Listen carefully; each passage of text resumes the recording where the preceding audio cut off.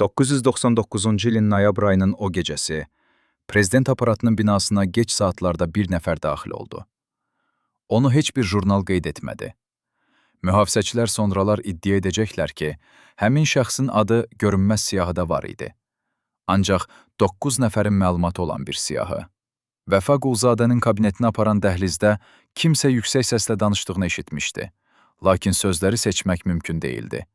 Qapı açılanda Qulzadənin üzü elə görünürdü ki, sanki o geri dönməyən bir xəbər almışdı. Həmin gecədən sonra onun həyatı əvvəlki kimi olmayacaqdı. Amma əsl sual budur. O gecə orada kim var idi və hansı sözlər bir adamın karyerasını dəyişdirə biləcək qədər güclü idi? Vəfa Qulzadə Azərbaycanın müstəqillik yolunda ən mübahisəli, ən təsirli, ən təhlükəli mövqelərdən birini tutmuş adamdır.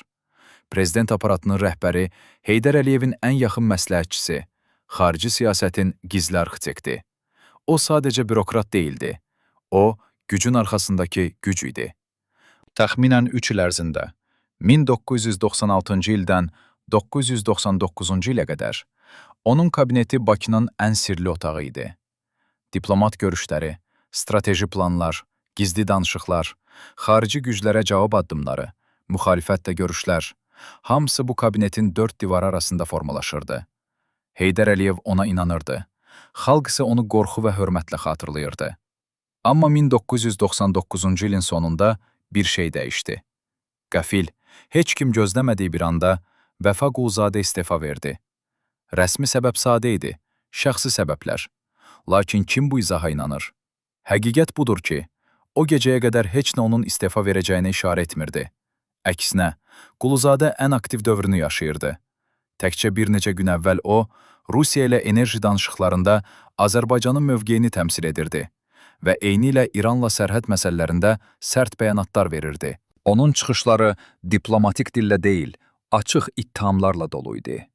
Azərbaycan heç vaxt hegemonluğa boyun əyməyəcək, deyirdi o və bu sözlər Moskvada və Tehranda dəqiq eşidilirdi.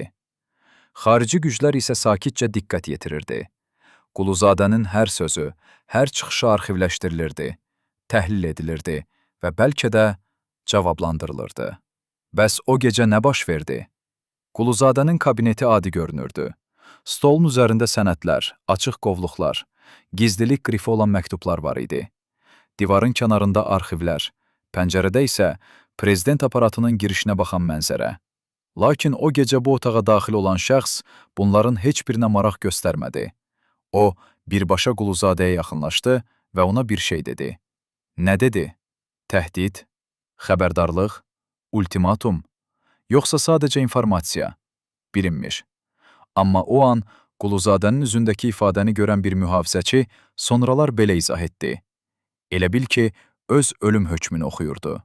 O gecədən sonra Quluzadə bir neçə gün çox sakit oldu. Demək olar ki, heç kimə görünmədi. Sonra isə rəsmi xəbər gəldi. İstefa. İndi düşünün, nə qədər təzyiq lazımdır ki, belə bir adam öz mövqeyindən uzaqlaşsın. Quluzadə qorxaq deyildi. O, həyatını təhlükə altında qoymağa hazır idi. Çünki Azərbaycanın müstəqilliyi onun üçün şəxsi məsələ idi. Lakin o gecə bir şey onu sındırdı. Yoxsa sındırmadı, sadəcə geri çəkməyə məcbur etdi. Təhlükə onun özünə yox, ailəsinə idi. Yoxsa ona deyildi ki, müəyyən planlar artıq dəyişməz hala gəlib və müqavimət mənasızdır. Heç kim bilmir. Amma bir faktı bilirik. Heydər Əliyev o gecədən sonra Quluzadə ilə uzun bir görüş keçirdi. Prezident aparatında rəsmi qeydlərdə bu görüş yoxdur, amma şahidlər var. Saat 3-dən 6-ya qədər, 3 saat, baş-başa. Nə danışdılar? Bu söhbətin içindəki sirri bilən yalnız 2 nəfər var idi və hər ikisi artıq dünyada yoxdur. İndi isə biz sizə o gecənin arxasındakı hekayəni danışmaq istəyirik. Bu sadəcə bir istefa deyil. Bu, bir siyasi döyüşün gizli finalıdır. Bu, bir ölkənin taleyini dəyişdirən qərarların arxasındakı gerçəklikdir. Bu, xarici güclərə qarşı apardığı mübarizədə bir adamın nə ilə üzləşdiyinin hekayəsidir. Və bu, Azərbaycanın o dövrünün ən qaranlıq sirlərindən biridir. Bəs həqiqət nədir? Kim bu adamı sakitləşdirməyə çalışdı və nə bahasına? Vəfa Quluzadənin siyasi səhnəyə çıxışı təsadüfi deyildi. 960-cı illərin əvvəllərində Bakıda anadan olmuş bu adam Sovet dövrünün ən parlaq elitar institutlarında təhsil alıb. Moskva Dövlət Beynəlxalq Münasibətlər İnstitutu, MCIMO. Bu sadə bir ali məktəb deyildi. Bu Sovet xarici siyasətinin beynini hazırlayan yer idi. Bu institutdan çıxan adamlar KGB-də, Xarici İşlər Nazirliyində, beynəlxalq əməliyyatlarda çalışırdılar. Quluzadə də o elitanın bir hissəsi oldu. Lakin Sovet imperiyasının çöküşü onu başqa bir yola yönəltdi. Azərbaycan müstəqillik əldə edəndə Quluzadə artıq təcrübəli bir ekspert idi. Xarici siyasət, beynəlxalq hüquq, geosiyasət, bu sahələrdə onun biliyini çox az adam əhatə edirdi. Lakin onun əsl dəyəri biliklərində deyil, cəsarətində idi. O, Azərbaycanın Rusiyadan və İrandan tam müstəqil bir xarici siyasət yürütməli olduğuna inanırdı. Bu, o dövrdə çox radikal bir fikir idi. Çünki Bakı hələ ki Moskvaya necə cavab verəcəyini bilmirdi. Tehrandan isə hər həftə yeni təzyiqlər gəlirdi. Quluzadə bir strategiyanı təklif etdi. Qərb ilə dərin əlaqə, Türkiyə ilə qardaşlıq, NATO ilə yaxınlaşma. Bu siyasət Rusiya və İranı narahat etdi. Lakin Heydər Əliyev bu strategiyanın vacib olduğunu başa düşdü. Prezident Quluzadəni prezident aparatına rəhbəri təyin etdikdə, bu təkcə bir vəzifə deyildi. Bu bir mesaj idi. Azərbaycan müstəqil siyasət aparacaq və buna heç kim mane ola bilməyəcək. Amma müxaliflər var idi, daxildə də, xaricdə də. Daxildə Quluzadənin radikal fikirlərini qəbul etməyən köhnə kadrlar var idi. Onlar inanırdılar ki, Azərbaycan Rusiya ilə münasibətləri pozmamalı. Çünki iqtisadi və hərbi asıllıq çox böyükdür. Xaricdə isə Moskva və Tehran birbaşa təzyiq göstərirdi. Quluzadənin hər çıxışından sonra diplomat kanallarla Bakıya mesajlar göndərilirdi. Bu adam təhlükəlidir. Lakin Heydər Əliyev onu qoruyurdu. Çünki prezident bilirdi ki, Azərbaycan müstəqillik istəyirsə, o zaman Quluzadə kimi adamlara ehtiyac var. İndi isə biz sizə bir sirri açıqlayaq. 1998-ci ildə Moskvadan bir məktub gəldi. Rəsmi deyildi, gizli idi. Bu məktubu göndərən şəxsin kimliyi bilinmir. Lakin məzmunu aydındır. Vəfa Quluzadənin çıxışları iki tərəfli münasibətlərə zərər verir. Biz gözləyirik ki, Azərbaycan tərəfi bu məsələyə diqqət yetirsin. Bu məktub Heydər Əliyevə çatdırıldı. Prezidentin cavabı qısa idi. Azərbaycanda kim danışacaq, mən qərar alıram. Lakin bu cavab situasiyanı həll etmədi. Əksinə, gərginliyi artırdı. İrandan da oxşar siqnallar gəlirdi. Quluzadənin sərhəd məsələləri ilə bağlı bəyanatları Tehranı qəzəbləndirmişdi. İranın Bakıdakı diplomatik nümayəndəliyi rəsmi etiraz göndərdi. Lakin qeyri-rəsmi kanallarda daha sərt mesajlar ötürülürdü. Bir mənbə iddia edir ki, Tehran birbaşa təhdid göndərib. Əgər Quluzadə davam etsə, nəticələr ağır ola bilər. Bu təhdid nəyə yönəlib? Onun həyatına, Azərbaycanın iqtisadiyyatına dəqiq bilinmir. Amma bir şey aydındır. Quluzadə təkcə siyasi rəqiblərlə deyil, həqiqi düşmənlərlə üzləşirdi. Bəs Quluzadə özü bunu necə qəbul edirdi? Bir şahid bizə dedi ki, o qorxmurdu. Əksinə, sanki bu təzyiqlər onu daha da gücləndirirdi. O deyirdi, mən Azərbaycan üçün danışıram, şəxsən özüm üçün yox. Əgər biri məni susturmaq istəyirsə, bu o deməkdir ki, mən düzgün yoldayam. Lakin bu qətiyyət ona çox baha başa gələcəkdi. Bu hekayəyə başqa bir tərəfdən də yanaşmaq lazımdır. İndi sizə faktlar təqdim edəcək ki, onlar rəsmi arxivlərdə yoxdur, lakin şahidlər tərəfindən təsdiqlənir. 1999-cu ilin payız aylarında prezident aparatına bir neçə dəfə naməlum zənglər gəldi. Bu zənglər Quluzadənin kabinetinə yönəldilirdi. Operatorlar sonradan iddia etdilər ki, zənglərin mənbəyini müəyyən etmək mümkün olmadı. Xarici nömrə. Əks tərəfdə olan şəxs Quluzadə ilə birbaşa danışmaq istəyirdi. Birinci zəng qısa idi. İkinci zəng daha uzun. Üçüncü zəng isə təxminən 15 dəqiqə davam etdi.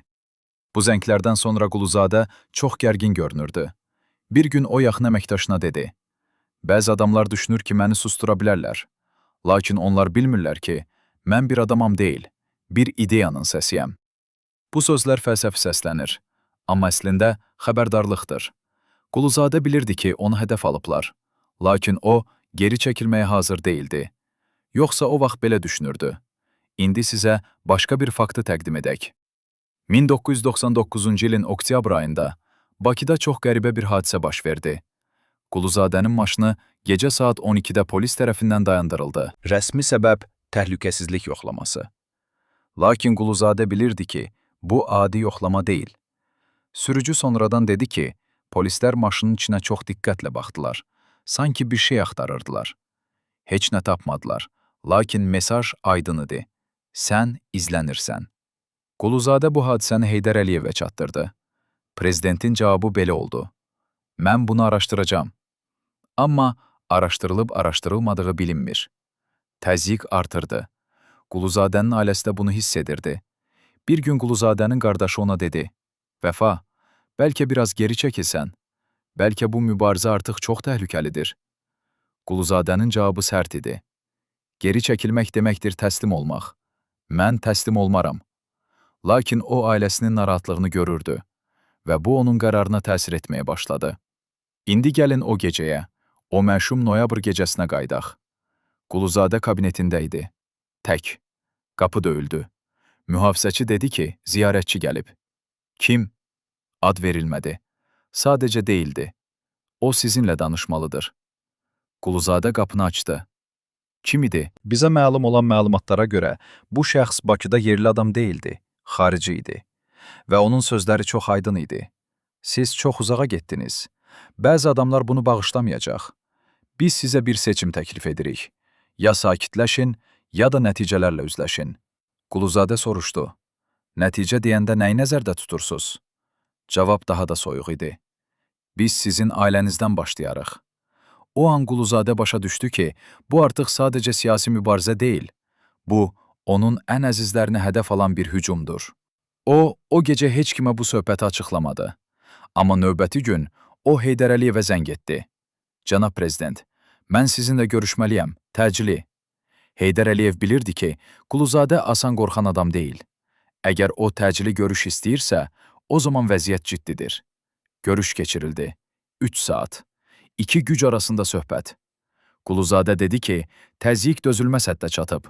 O, Azərbaycan üçün mübarizəyə davam etmək istəyir, lakin ailəsini qorumaq da onun məsuliyyətidir. Heydər Əliyev başa düşdü. O dedi, Vəfa, sən Azərbaycan üçün çox şey etdin. İndi isə sən özün üçün bir qərar verməlisən. Və beləliklə 1999-cu ilin noyabr ayında Vəfa Quluzadə istefa verdi. Rəsmi elan qısa idi, şəxsi səbəblərə görə. Lakin heç kim bu izaha inanmadı. Xalq soruşdu, nə baş verdi? Xarici mətbuat yazı yazdı. Azərbaycanın ən güclü məmuru vəzifəsini tərk edir. Lakin əsl səbəb gizli qaldı. İndi isə biz sizə bu sirri açıqlayırıq. İstefa təslimiyyət deyildi. Bu, ailəni və ölkəni qorumaq üçün verilən ağır bir qərar idi. Quluzadə özünü qurban verdi ki, Azərbaycan daha böyük təhlükəyə düşməsin. Bəs kim bu təhdidləri göndərmişdi? Moskva mı? Tehrandan mı? Yoxsa daxildən, onun siyasi rəqiblərindənmi? Bu suallar hələ də cavabsız qalır. Son dəqiqələrə qədər inanırdım ki, o bunun öhdəsindən gələcək, deyir Vəfa Quluzadənin ən yaxın həmkarlarından biri. Əlləri hələ də 1999 hadisələrindən 25 il sonra titrəyir. Bu adam prezident aparatında Quluzadənin kabinetinin yalnız 2 qapı aralı oturmuşdu. Onun hər gün gördüyü ilk və son insan idi. O, Quluzadənin səsindəki dəyişikliyi, baxışlarındakı kölgəni, hətta əllərinin necə yumruq olduğunu görürdü. Biz hamımız bilirdik ki, ona təzyiq göstərilir. Lakin heç vaxt düşünməmişdik ki, o bu qədər dərin olacaq, deyir o, pəncərədən Bakının gecə işıqlarına baxaraq. İndi illər sonra bu adam ilk dəfə danışmağa razı olub. O deyir ki, Quluzadənin həqiqi mübarizəsi ictimai çıxışlarda deyil, onun kabinetinin 4 divarı arasında gedirdi. Orada heç kimin görmədiyi yerlərdə o qərarlar verirdi ki, onlar onun bütün həyatını dəyişəcəkdi. İndi biz sizə o insanın gözləri ilə gördüyü həqiqəti danışacağıq. Bir həqiqət ki, o ürəyi parçalayır. Həmin həmkar xatırlayır ki, 1998-ci ilin yay aylarında Quluzadə artıq fərqli idi. O daha çox tənha qalırdı. Sanki hər kəsdən bir şey gizlədirdi. Kabinetində sənədlərlə dolu qovluqlar var idi. Lakin o qovluqların çoxu artıq açılmırdı. Masa üstündə telefon dayanmadan zəng çalırdı. Lakin Quluzadə bəzən cavab vermirdi. Bir gün ona dedim, Vəfa bəy, siz yaxşısınız. O mənə baxdı və dedi, yaxşı olmaq nə deməkdir? Bu cavab çox qəribə səslənirdi. Sanki o artıq həyatın adi anlamını itirmişdi. Həmin həmkar soruşdu ki, nə baş verir, nəsə problem varmı? Quluzadənin cavabı qısa idi. Problem yoxdur. Sadəcə bəzi insanlar bizim işimizi bəyənmir. Bəyənmir deyəndə kimi nəzərdə tuturdu? Daxildəki rəqibləri, xaricdəki düşmənləri? O açıqlama vermədi. Lakin o gün həmin həmkar başa düşdü ki, Quluzadə təkcə siyasi rəqabətlə deyil, həqiqi təhlükə ilə üzləşir. İllər sonra o həmkar bizə daha çox açıldı. O dedi ki, 1999-cu ilin payız aylarında prezident aparatına gələn qonaqların siyahısı dəyişdi. Əvvəllər biz bütün ziyarətçiləri tanıyırdıq. Diplomatlar, nazirlər, ekspertlər. Lakin o ay bəzi adamlar gəlirdi ki, onların kimliyini bilmirdik. Bu adamlar rəsmi görüşlərə deyil, qeyri-rəsmi söhbətlərə gəlirdilər. Onlar Quluzadənin kabineti ilə birbaşa əlaqə qururdu və heç bir sənəd imzalanmadan çıxıb gedirdilər. Həmin həmkar bir dəfə belə bir ziyarətçini görmüşdü. Orta boylu, tünd palto geyinmiş, üzündə gözlük olan bir kişi. O heç kimə salam vermədi. Birbaşa Quluzadənin qapısını döydü. Qapı arxasında danışıq təxminən 50 dəqiqə davam etdi. Səslər eşidilirdi, amma sözlər aydın değildi. Qapı açılanda Quluzadənin üzü çox solğun idi. Sanki qanı çəkilmişdi. Mən ona su təklif etdim. O içmədi. Sadəcə oturdu və pəncərədən xaric baxdı. Həmin həmkar daha sonra eşitmişdi ki, o ziyarətçi Moskvadan gəlmişdi, lakin rəsmi diplomat değildi. O başqa bir strukturdan idi.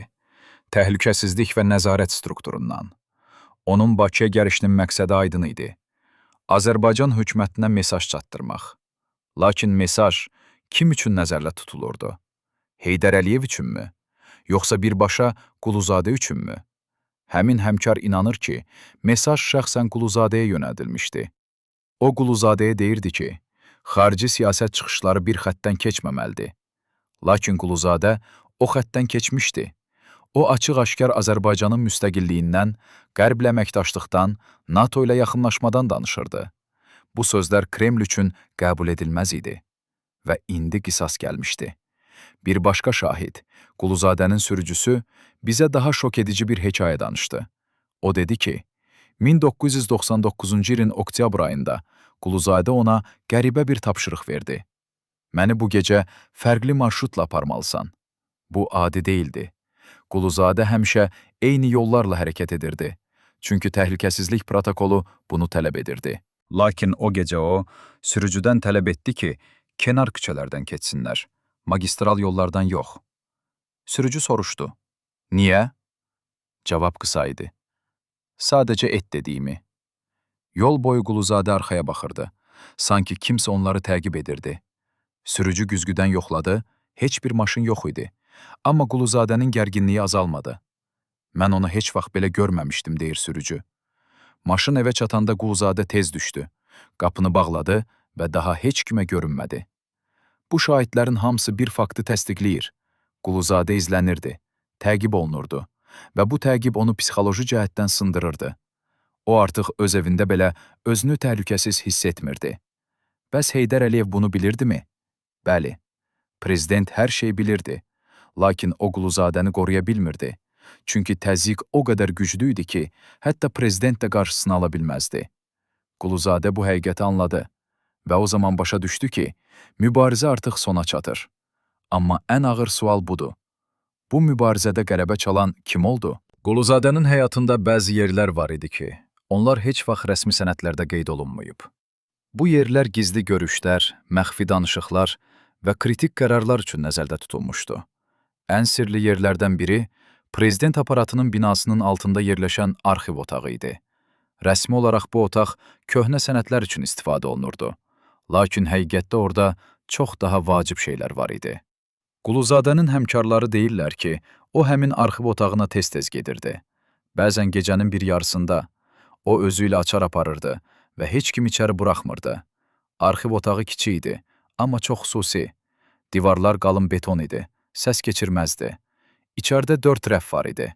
Üzərində qırmızı qovluqlar düzülmüşdü. Bu qovluqların hər birində gizlilik qrifi var idi. Məxfi, çox məxfi, xüsusi önəm. Quluzadə bu qovluqlarda hansı məlumatlar saxlayırdı? Xarici təzyiqlər haqqında məlumatlar, xarici kəşfiyyat orqanlarının hesabatları, Azərbaycanın hədəfə alındığı planlar. Bu sənədlər elə sübutlar idi ki, onlar ifşa edilsə, Azərbaycanın rəsmi mövqeyi dəyişə bilərdi. Lakin Quluzadə bu sənədləri gizli saxlayırdı. Çünki o bilirdi ki, onları açıqlamaq böyük təhlükə yaradardı. Bir gecə 1999-cu ilin noyabr ayının əvvəllərində Quluzadə yenə də arxiv otağına getdi. Bu dəfə o, çox uzun müddət orada qaldı. Təxminən 2 saat. Mühafizəçi xatırlayır ki, o qapının arxasından səslər eşidirdi. Kağız cırılması səsləri. Nə baş verirdi? Quluzadə sənədləri məhv edirdimi? Yoxsa onları yenidən qruplaşdırırdı? Bilinmir. Lakin qapı açılanda Quluzadə çox yorğun görünürdü. Əllərində qara ləkələr var idi. Sanki o, yanmış kağızlara toxunmuşdu. İndi biz sizə başqa bir gizli yer haqqında danışacağıq. Quluzadənin Bakıda şəxsi kabineti var idi. Prezident aparatından ayrı bir yerdə. Bu kabinet adi bina deyildi. Sovet dövründən qalan köhnə inzibati bina idi. İndi isə demək olar ki, istifadə olunmurdu. Lakin binanın 3-cü mərtəbəsində bir otaq var idi ki, oraya yalnız Quluzadə və 2 nəfər giriş əldə edə bilərdi. Bu otaqda nə var idi? Telefon xətləri, xarici kanallarla əlaqə cihazları və bir şifrəli seyf. Quluzadə bəzən bu otağa gecə gəlirdi, heç kimə xəbər vermədən. O, orada telefon danışıqları aparırdı, lakin bu danışıqları qeydə alan heç kim yox idi. Bir dəfə o otağın mühafizəçisi qəribə bir şey gördü. Quluzadə gecə saat 2 radələrində gəldi, otağa girdi və qapını içərdən bağladı. 1 saat sonra qapı açıldı, lakin Quluzadə çıxmadı. Mühafizəçi gözlədi. 5 dəqiqə, 10 dəqiqə, 20 dəqiqə. Qapı hələ də açıq idi, lakin heç kim çıxmırdı. Mühafizəçi içəri baxdı. Otaq boş idi. Quluzadə getmişdi. Necə? Mühafizəçi başa düşmədi. Sonra o, diqqətlə otağa daxil oldu və bir şey kəşf etdi. Otağın döşəməsində gizli bir qapı var idi. Bu qapı kiçik bir tunel aparırdı. Tunel hara gedirdi? Binanın arxasındakı küçəyə. Bu, qaçış marşrutu idi. Niyə Quluzadəyə qaçış marşrutu lazım idi? O nədən qorxurdu? Həmin mühafizəçi sonralar bizə dedi ki, Quluzadə ona bir dəfə demişdi. Əgər bir gün məni burada tapa bilməsəniz, narahat olmayın. Mən təhlükəsiz yerdəyəm. Bu sözlər nə demək idi? Quluzadə planlayırdımı ki, bir gün tamamilə yoxa çıxacaq? Yoxsa o sadəcə ehtiyat planı düşünürdü? Həqiqət budur ki, Quluzadə özünü həmişə təhlükə altında hiss edirdi və bu hiss ona öz qaçış yollarını hazırlamağa məcbur edirdi. İndi isə sizə ən şok edici faktı açıqlayırıq. Quluzadə həmin gizli tuneldən istifadə edibmi? Cavab: bəli. 1999-cu ilin noyabr ayının 15-ci gecəsi Quluzadə o tuneldən keçərək binadan çıxıb. Heç kim onu görmədi. Heç bir sənəd qeyd etmədi. O hara getdi? Bizə məlum olan məlumata görə, o Bakının kənarındakı bir evə getdi. Bir dostunun evi. Orada o bir neçə saat qaldı və bir şeylər yazdı. Nə yazdı? Bir məktub. Kimə? Heydər Əliyevə. Bu məktubun məzmunu heç vaxt açıqlanmayıb. Lakin bir mənbə deyir ki, məktubda Quluzadə öz istefa qərarını izah edirdi və prezidentdən ona inanmasını xahiş edirdi. Mən getmirəm, çünki qorxdum. Mən gedirəm, çünki qalarsam, Azərbaycana daha çox zərər verərəm. Bu cümlələr kimin əli ilə yazılıb bilmirik. Amma bir həqiqət aydındır. Quluzadə son anlarında özünü qurban verməyə hazırlaşırdı. Bəs bu qurban kimə lazım idi? Azərbaycana, yoxsa xarici güclərə? Quluzadənin ailəsi uzun illər sustu. Heç kim onlardan müsahibə almadı. Heç kim onların yaşadıklarını soruşmadı. Lakin indi, 25 il sonra, bir ailə üzvü ilk dəfə danışmağa razılaşıb. Bu şəxs Quluzadənin bacısıdır. O bizə dedi ki, qardaşının həyatındakı ən ağır anlar ev daxilində yaşanırdı, ictimai arenada yox. Biz hamımız bilirdik ki, ona təzyiq göstərilir. Amma biz bilmirdik ki, təzyiq bu qədər dərin idi. Bacısı xatırlayır ki, 1998-ci ildən etibarən Quluzadə evə tez-tez gələ bilmirdi. O, işdə çox məşğul idi. Amma məşğuliyyət təkcə iş deyildi. Biz görürdük ki, o narahatdır, düşüncəlidir, sanki içində böyük bir yük daşıyır. Ailə naharlarında Quluzadə az danışırdı. Yeməyə toxunmurdu. Pəncərədən bayıra baxırdı. Bir dəfə anası ona soruşdu. Oğlum, sən yorulmusan? Bəlkə biraz dincəlsən? Quluzadənin cavabı kədərli idi. Ana, dincəlmək artıq mənə nəsib deyil. Ailə bu sözləri başa düşmədi. Niyə dincəlmək ona nəsib deyil? O güclü bir vəzifədə idi, hörmətli bir insan idi. Nə problem ola bilərdi? Lakin Quluzadə onlara həqiqəti demirdi. Çünki onları qorumaq istəyirdi. O bilirdi ki, əgər ailə təhlükəni almasa, qorxacaqlar və bu vəziyyəti daha da çətinləşdirəcək. Buna görə də o səssiz qaldı və ağrını içində gizlətdi. Lakin 1999-cu ilin payız aylarında vəziyyət dəyişdi. Bir gecə Quluzadənin arvadı ona dedi: "Vəfa, mən qorxuram."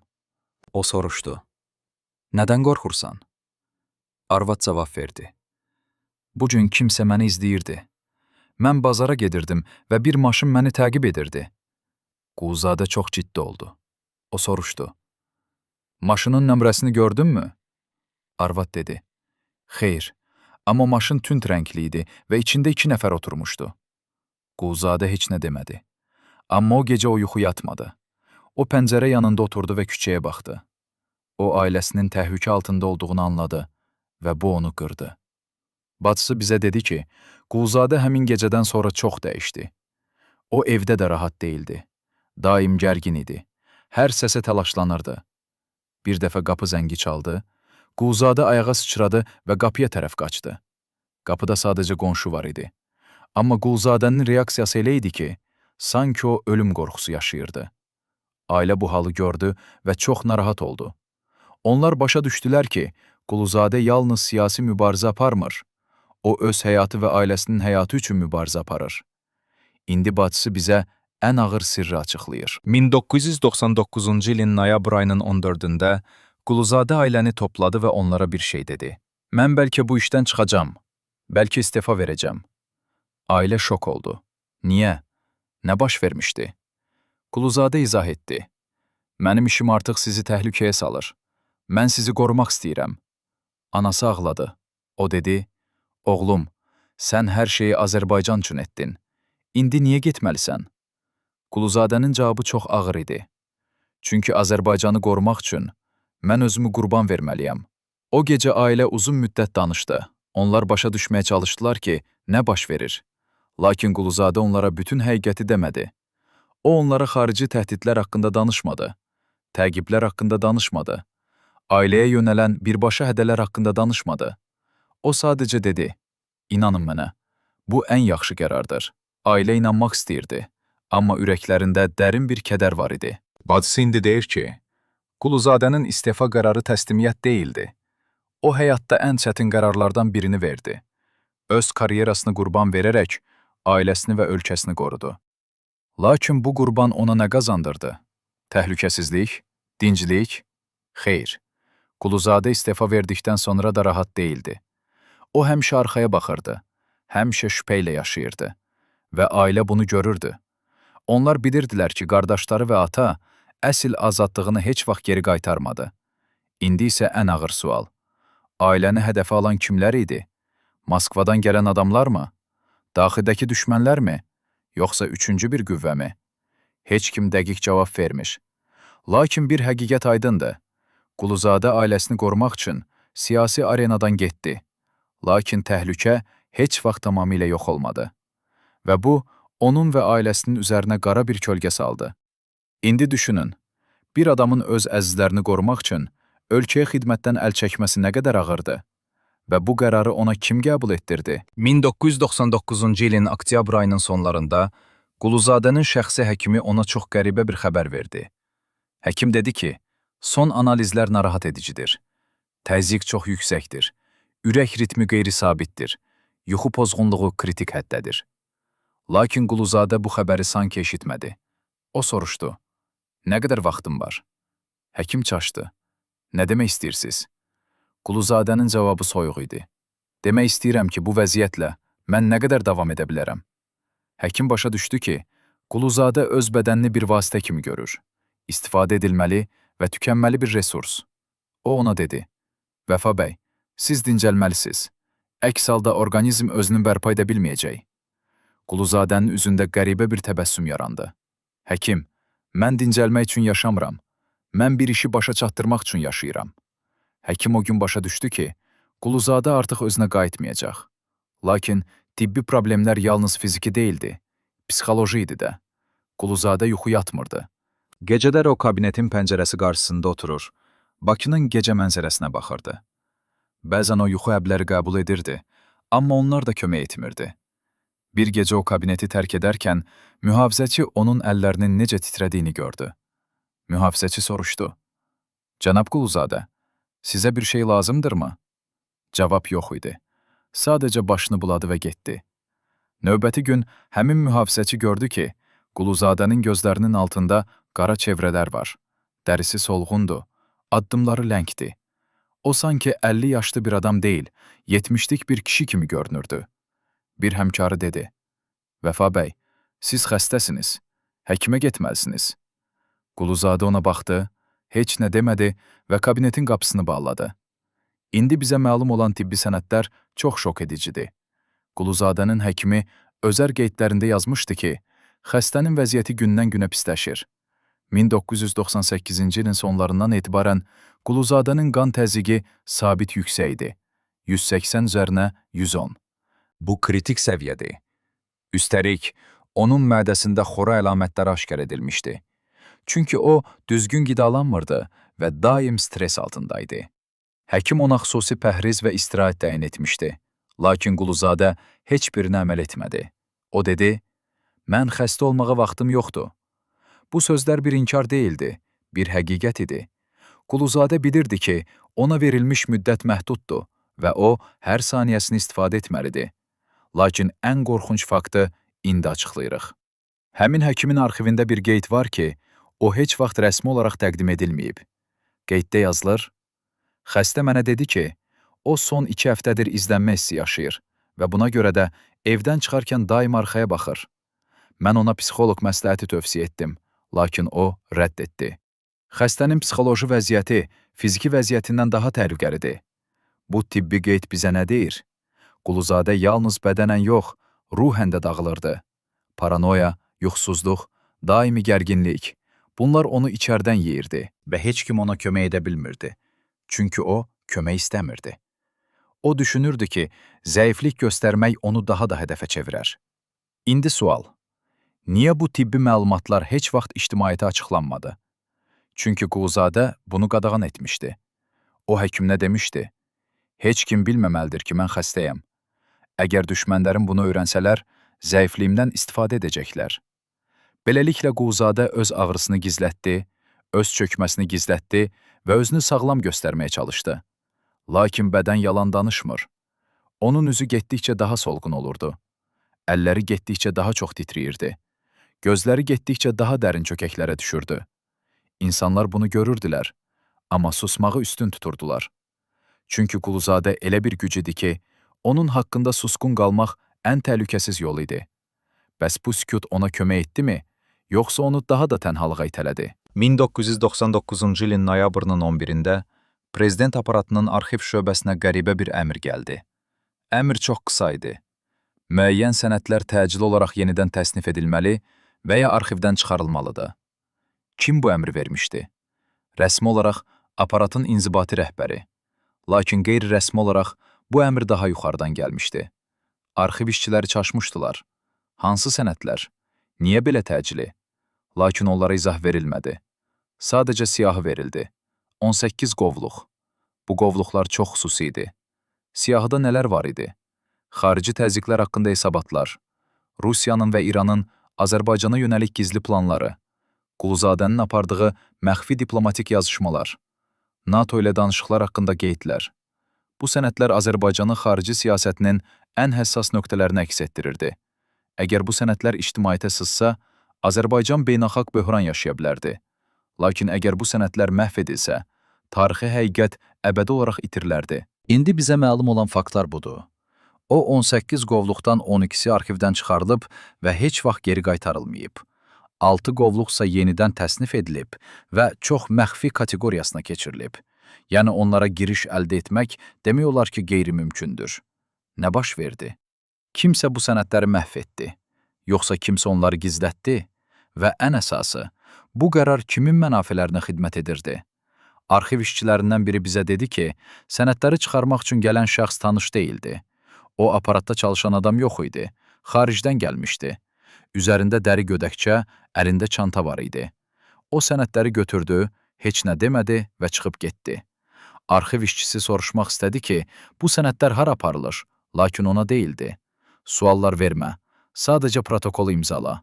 Protokol imzalandı, amma sənədlərin hara getdiyi heç vaxt qeydə alınmadı. İndi biz araşdırırıq. Bu sənədlər məhv edildilərsə, kim bunu etdi? Əgər gizləndilər, o zaman indi harda saxlanılırlar? Və ən mühümü, o sənədlərdə hansı məlumatlar var idi ki, onların yox edilməsi vacib hesab olundu? Biz bu suallara cavab tapmaq üçün həmin arxivə müraciət etdik. Lakin bizə deyildi. Sənədlər haqqında məlumat təqdim etmək mümkün deyil. Niyə?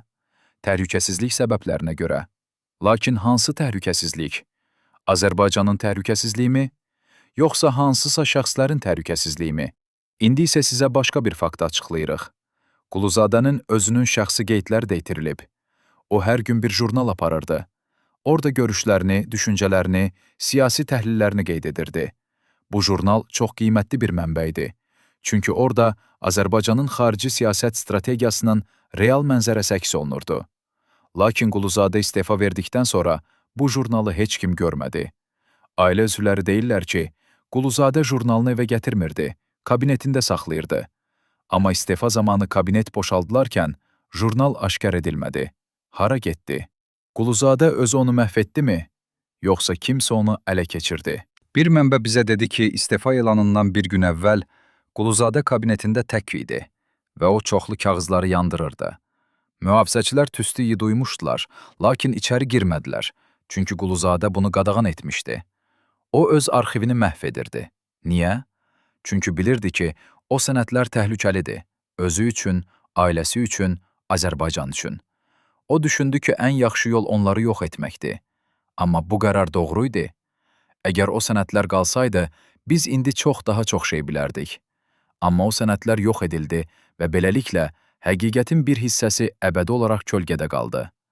İndi ən ağır sual. Bu arxivlərin yox edilməsini kim istəyirdi? Quluzadə, özümü, xarici güclərmi, daxildəki rəqiblərmi? Cavab çox mürəkkəbdir, çünki hamısının marağı var idi. Quluzadə özü istəyirdi ki, ailəsini qoruyan sənədlər yox olsun. Xarici güclər istəyirdilər ki, onların gizli planlarını ifşa edən sənədlər yox olsun. Daxildəki rəqiblər istəyirdilər ki, onların Quluzadəyə qarşı sui-qəsdlərini göstərən sənədlər yox olsun. Beləliklə, hamı razı qaldı. Amma Azərbaycan itirdi. Çünki həqiqət yox oldu. Və yox olan həqiqət heç vaxt bərpa oluna bilməz. Bəs biz indi nə ilə qalırıq? Suallarla, şübhələrlə və heç vaxt tam öyrənməyəcəyimiz bir tarixlə. 1999-cu ilin noyabrında Azərbaycanda çox qəribə bir şey baş verdi. Bir neçə gün ərzində heç bir izahat verilmədən dövlət strukturlarında böyük dəyişikliklər başlandı. Quluzadənin istefa verməsi təkcə bir istefa deyildi. Bu bir zəncirin ilk halqası idi. Ondan sonra başqa adamlar da öz vəzifələrini tərk etməyə başladılar. Bəziləri sağlamlıq problemlərinə görə, bəziləri şəxsi səbəblərə görə, bəziləri isə heç bir izahat vermədən. Nə baş verirdi? İndi bizə məlum olan faktlar çox narahat edicidir. Quluzadənin komandasından ən azı 4 nəfər, ondan sonra bir ay ərzində vəzifələrini tərk etdilər. Bu 4 nəfər Quluzadənin ən yaxın həmkarları idi. Xarici siyasət üzrə məsləhətçilər, analitiklər, strateq planlaşdırıcılar. Onlar Quluzadə ilə birlikdə Azərbaycanın müstəqil xarici siyasətini formalaşdırırdılar. Lakin indi onlar da getdilər.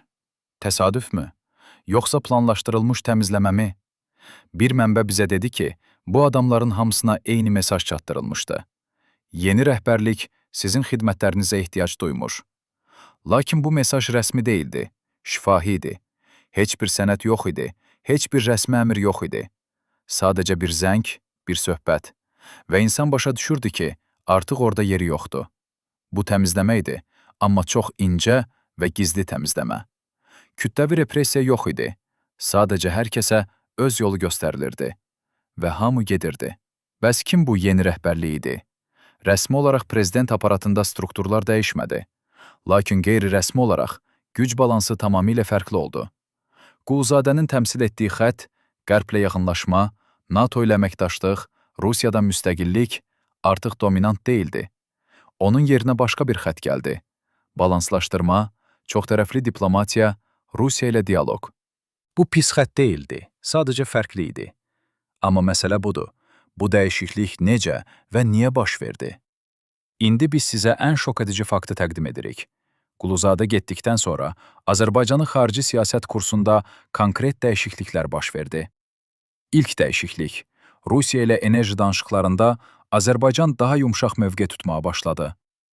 İkinci dəyişiklik, NATO ilə əməkdaşlıq proqramları yavaşladı.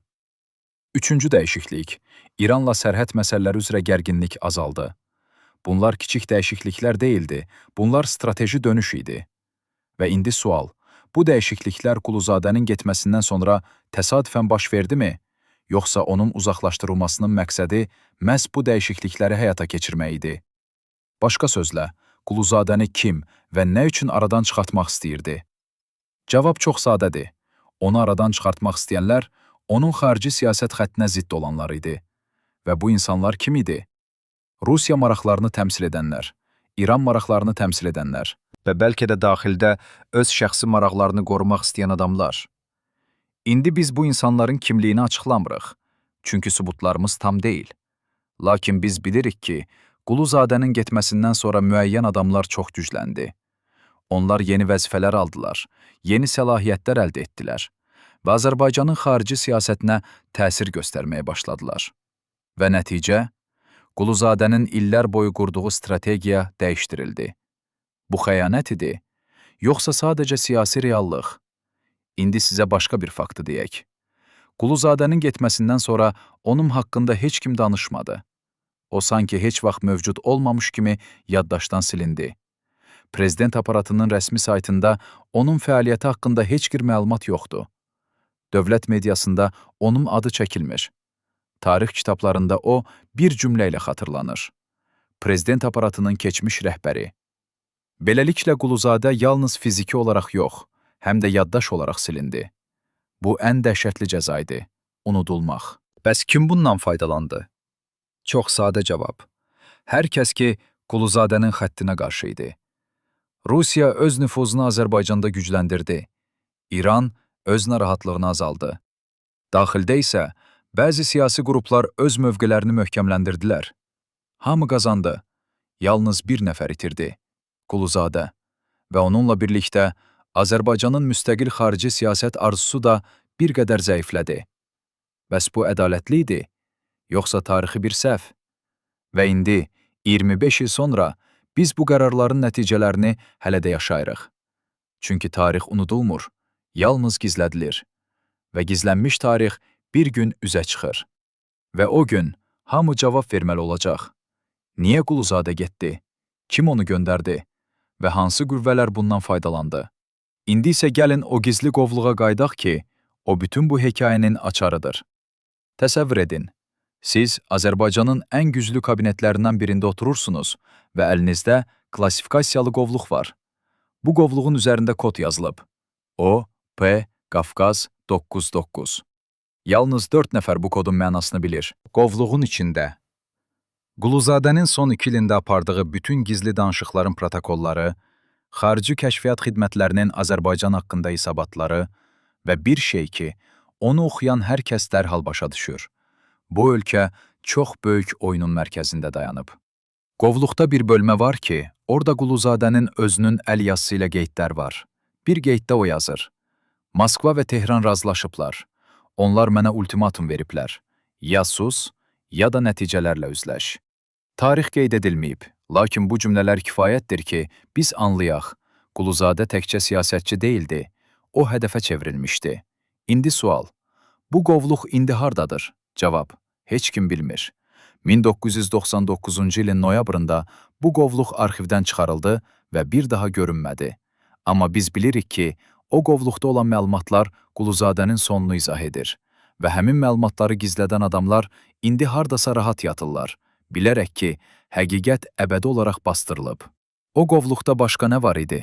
Bir sənəd var idi ki, orada Rusiya Xarici Kəşfiyyat Xidmətinin Azərbaycan şöbəsinin hesabatı əks olunurdu. Hesabatın tarixi 1998-ci ilin dekabr ayı. Hesabatda deyilirdi, Vəfa Quluzadə Azərbaycanın qərbə inteqrasiyasının əsas təbliğatçısıdır. Onun fəaliyyəti bilavasitə Rusiyanın Cənubi Qafqazdakı strateji maraqlarına zərər verir. Tövsiyə, təzyiq mexanizmlərinin aktivləşdirilməsi. Bu cümlələr nə deməkdir? Bu o deməkdir ki, Kreml Quluzadəni düşmən elan edib. Təzyiq mexanizmləri dedikdə nə nəzərdə tutulurdu? Diplomatik təzyiq, iqtisadi sanksiyalar, yoxsa daha qaranlıq üsullar? Qovluqda bunun cavabı yox idi, lakin növbəti bir sənəd işığı salırdı.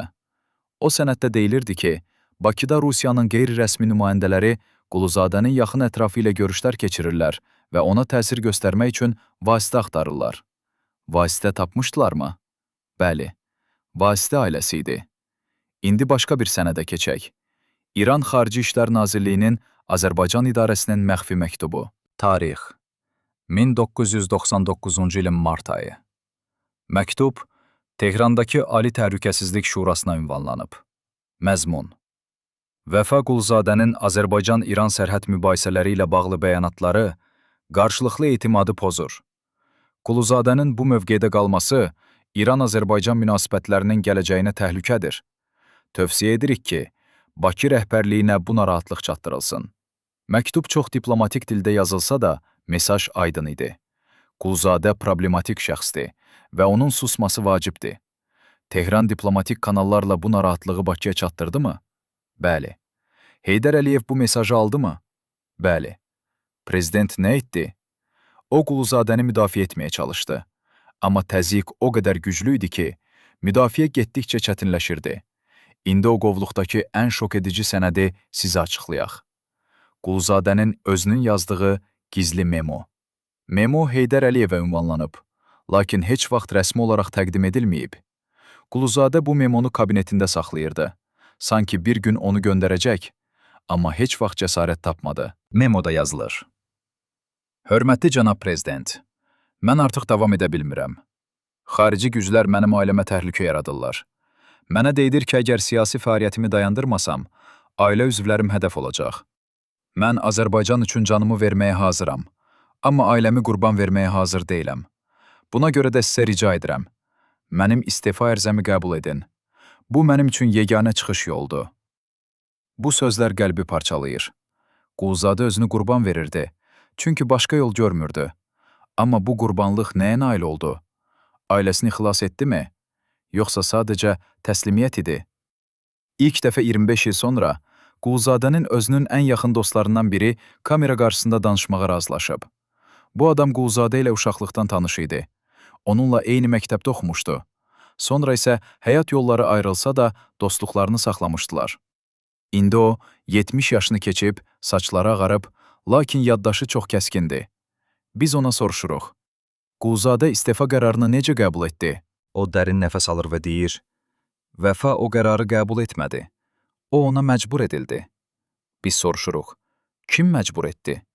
Cavab gözlənilməzdi. Hamı. Rusiya, İran, daxildəki düşmənləri və hətta öz qorxusu. O mühasirədə idi və çıxış yolu görmürdü. Dostunun xatirələri bizi Quluzadənin son günlərinə aparır. O deyir ki, 1999-cu ilin noyabrının əvvəllərində Quluzadə ona zəng etdi və görüşmək istədi. Onlar şəhərdən kənarda, sakit bir çayxanada görüşdülər. Quluzadə çox yorğun görünürdü. Sanki bir neçə gecədir yatmayıb. O çay belə içmədi. Sadəcə oturub sükut etdi. Dostu soruşdu. Vəfa, sənə nə olub? Uzun sükutdan sonra Quluzadə dedi. Mən hər şeyi itirirəm. İşimi, hörmətimi və bəlkə də həyatımı. Dostu şoka düşdü. O dedi, Vəfa, sən nədən danışırsan? Sən güclü adamsan. Prezidentin etibarını qazanmısan. Sənin arxanda bütün bir komanda var. Quluzadənin üzündə acı təbəssüm yarandı. O dedi, arxamda heç kim yoxdur. Hamı məndən uzaqlaşıb. Çünki mən artıq toksik şəxsəm. Mənimlə əlaqə qurmaq təhlükəlidir. Dostu indi bizə deyir ki, o anı heç vaxt unuda bilməyəcək. Quluzadə onun əlindən tutdu və dedi, əgər mənə nəsə olarsa, mənim ailəmə bax, onları qoru. Dostu soruşdu, Vəfa, sənə nə ola bilər? Quluzadə cavab vermədi. O sadəcə ayağa qalxdı və getdi. Dostu onu ötüb aparan maşına baxdı. O indi deyir, mən bilirdim ki, bu bizim son görüşümüzdür. Və düz deyirdi. Quluzadə istefa verdikdən sonra özünü tam təcrid etdi. O heç kimlə görüşmürdü. Telefonlara cavab vermirdi. Evdən demək olar ki, çıxmırdı. Sanki dünyadan çəkilmişdi. İndi biz başqa bir şahidə müraciət edirik. Quluzadənin keçmiş təhlükəsizlik məsləhətçisi. Bu şəxs Quluzadənin şəxsi təhlükəsizliyinə cavabdeh idi və ona çox yaxın işləyirdi. O bizə deyir ki, 1999-cu ilin oktyabr ayından etibarən Quluzadənin təhlükəsizlik tədbirləri kəskin şəkildə dəyişdi. Əvvəllər biz standart protokollar tətbiq edirdik. Rəsmi marşrutlar, qeydə alınmış görüşlər, nəzarət edilən məkanlar. Lakin oktyabrdan sonra Quluzadə mənə dedi ki, artıq rəsmi protokollara etibar etmək olmaz. O öz qaydalarını qurdu. Hər dəfə fərqli marşrutlar, heç vaxt qabaqcadan bildiriş, heç bir rəsmi qeyd. Bu dəyişiklik niyə baş verdi? Məsləhətçi deyir. Çünki Quluzadə bilirdi ki, onu öz insanlar belə təqib edir. O heç kimə inanmırdı. Məsləhətçi bizə daha şok edici bir faktı açıqlayır. O deyir ki, noyabrın başlanğıcında Quluzadə ona qəribə bir tapşırıq verdi. Sən mənim üçün alternativ qaçış planı hazırlamalısan. Ehtimal ki, mən Bakını tərk etməli olacaqam və bunu çox tez və gizli şəkildə etməliyəm. Məsləhətçi çaşdı. Niyə Quluzadə Bakını tərk etməli idi? O soruşdu. Siz hansı təhlükədən danışırsınız? Quluzadənin cavabı qısa idi.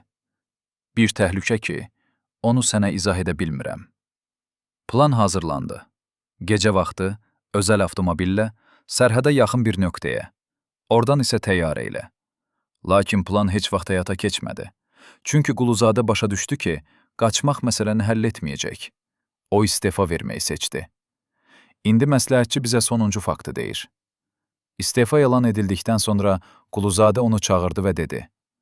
Artıq sənin xidmətlərinə ehtiyac yoxdur. Gedə bilərsən. Məsləhətçi dedi. Amma cənab Quluzadə, siz hələ də qorunmağa ehtiyacınız var. Quluzadənin cavabı dərin idi. Artıq qorunacaq heç nə yoxdur. O nə demək istəyirdi? O demək istəyirdi ki, artıq karyera yoxdur, güc yoxdur və ən əsası, özünə hörmət yoxdur. Quluzadə özünü məğlub olmuş hesab edirdi və bu məğlubiyyət onu ömürlük izləyəcəkdi. İndi düşünün, bir adam ki, ölkəsini xarici güclərə qarşı müdafiə edirdi, niyə özünü məğlub hesab etsin? Cavab acıdır. Çünki o, təkcə qalmışdı. Və tək insan nə qədər güclü olsa da, bütün dünyanın qarşısında dayana bilməz. 2009-cu ilin mart ayının bir günü, Bakının mərkəzində kiçik bir ofisdə bir adam stolun arxasında oturub təzə gələn e-maili oxuyur. E-mail anonim göndərəndir. Məzmun qısadır. Quluzadə haqqında olan bütün həqiqəti bilmək istəyirsinizsə, bu ünvana gəlin. Ünvan, şəhərin kənarında köhnə inzibati bina. O adam jurnalistdir. O Quluzadə hekayəsini illərdə araşdırır, lakin heç vaxt real sübutlara çata bilməyib. İndi isə kimsə ona açar təklif edir. O getməyə qərar alır. Görüş yerində onu yaşlı bir kişi qarşılayır. Kişinin sifəti tanış deyil, adını demək istəmir. O sadəcə deyir, mən Quluzadə ilə işləmişəm, indi danışmaq vaxtıdır. Jurnalist soruşur, niyə indi? Cavab sadədir, çünki hamı ölüb. Mən sonuncuyam və həqiqət mənimlə ölməməlidir. Kişi bir qovluq çıxarır. Qovluqda fotokopyalar var, sənədlər, məktublar, qeydlər. Jurnalist soruşur. Bunlar nədir? Kişi cavab verir. Bunlar Quluzadənin son həftələrinin xronikasıdır. Hər bir telefon zəngi, hər bir görüş, hər bir təhdid, hamısı burada. İndi jurnalist bizə o sənədlərdən bəzilərini göstərir. Birinci sənəd. Telefon danışığının transkripsiyası. Tarix 1999-cu ilin oktyabrın 23-ü. Zəng xaricdəndir. Danışan şəxs özünü təqdim etmir. O sadəcə deyir.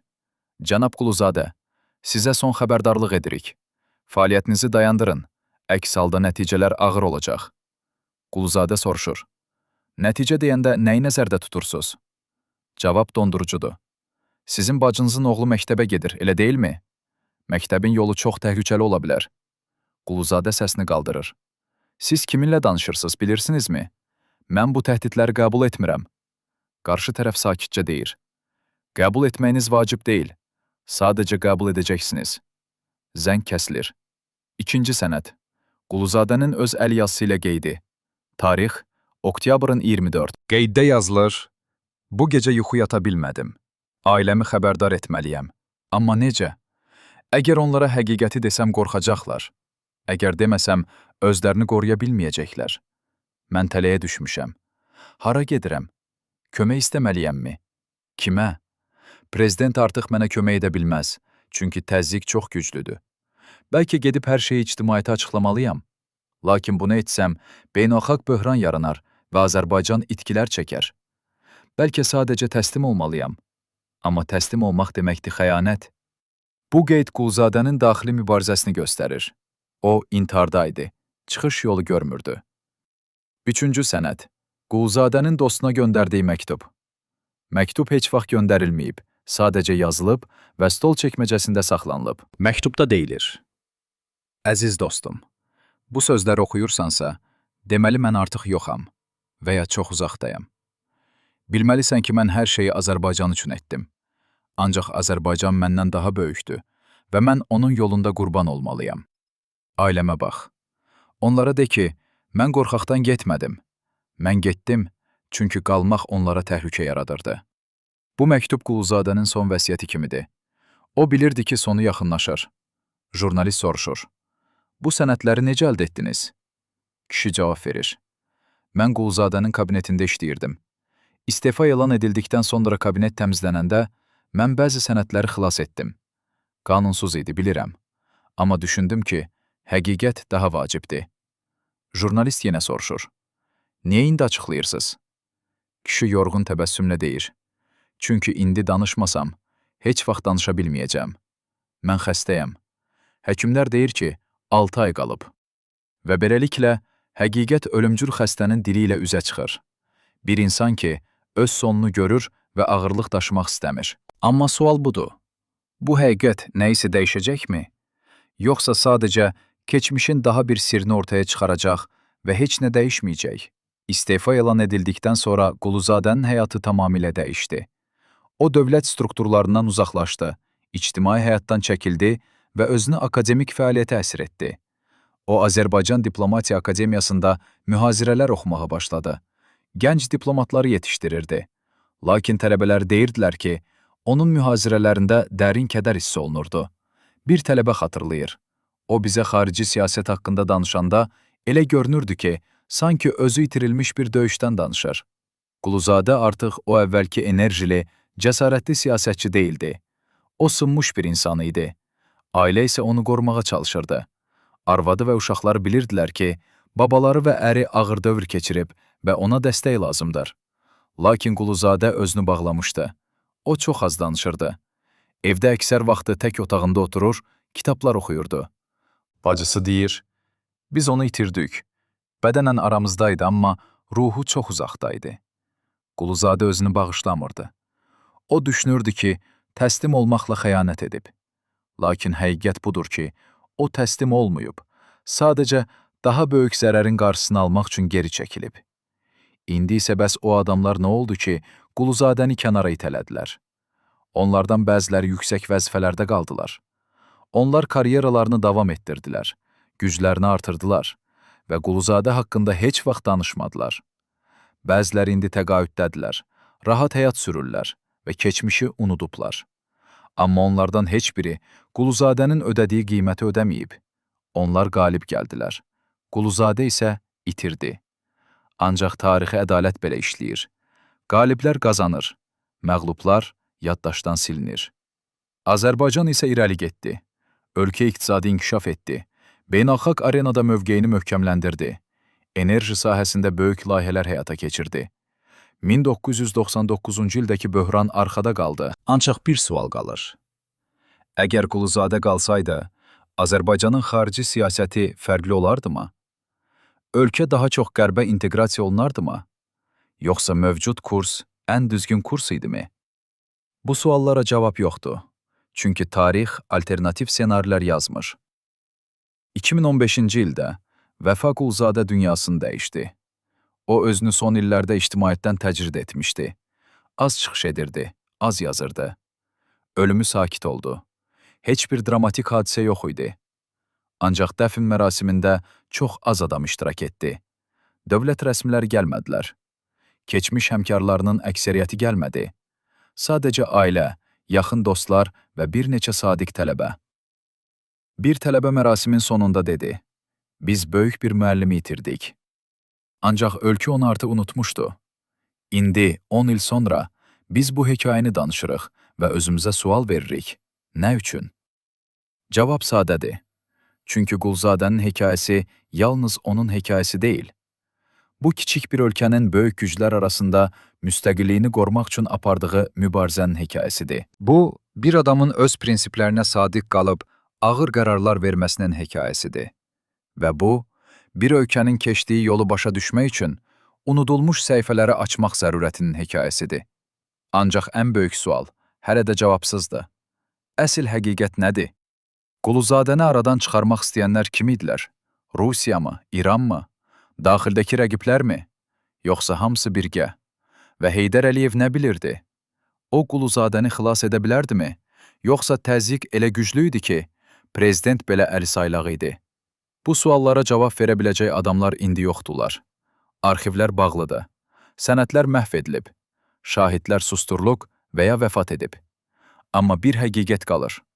Quluzadə öz həyatını Azərbaycanın müstəqilliyi uğrunda qurban verdi. O, özünü immalasiya etdi ki, ölkə daha böyük zərər görməsin. Bu qəhrəmanlıqdırmı? Yoxsa sadəcə fəlakətdirmi? Hər kəs özü qərar almalıdır. Ancaq unutmayın, tarix o insanları yadda saxlayır ki, onlar özlərindən böyük bir şey uğrunda mübarizə aparmışlar. Və Quluzadə belə bir insan idi. İndi düşünün, neçə sir hələ də arxivlərdə gizlənir? Neçə həqiqət heç vaxt işıq üzü görməyəcək? Və ən əsası, bu hekayəni bilmək Azərbaycanın bu günü və sabahı haqqında bizə nə öyrədir? Bəlkə də ən böyük dərs budur. Müstəqillik heç vaxt pulsuz deyil. Onun qiyməti var və bəzən o qiyməti ödəyən insanlar unudulur. Ancaq unudulmaları onların etdiklərini dəyərsiz etmir. Əksinə, o unudulma bizim üçün xəbərdarlıqdır. Tarixə hörmət etməyi unutmayın, çünki tarix özünü təkrar edir və növbəti dəfə aradan çıxarılan başqası ola bilər.